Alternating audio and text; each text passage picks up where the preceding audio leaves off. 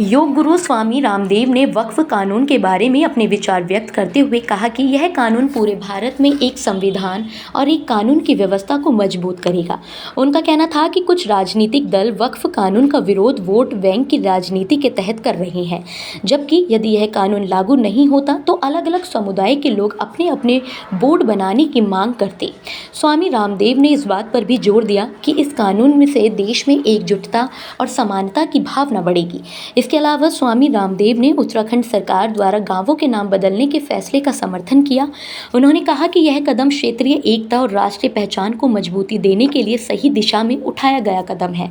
रामनवमी के मौके पर स्वामी रामदेव ने देशवासियों को बधाई दी और कहा कि मुसलमानों के पूर्वज भी भगवान श्री राम से जुड़े हुए हैं, इसलिए मुसलमानों को अपनी पहचान और धार्मिक बातों को छोड़कर मुख्य धारा में शामिल होना चाहिए।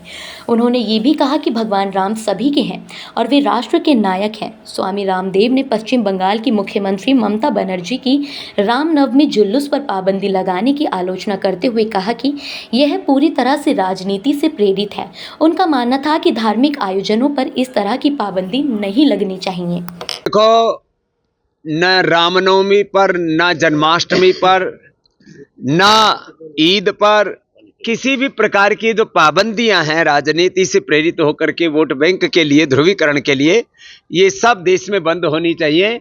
ये भारत सनातन का देश है, राम का देश है, कृष्ण हनुमान शिव का देश है और इसमें सबका आदर है। बस एक ही बात है, कोई किसी से घृणा ना करे।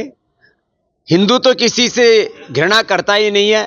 मुसलमान भी अपना ईमान, जो उसका मजहब है, पूजा पाठ है, वो तो जो भी मानना है माने, लेकिन मुसलमान को भी ये तो पता ही है कि राष्ट्र हमारा है, हमारे पूर्वज एक हैं। राम मुसलमानों के भी पूर्वज हैं। ये बात अब सब मानते हैं।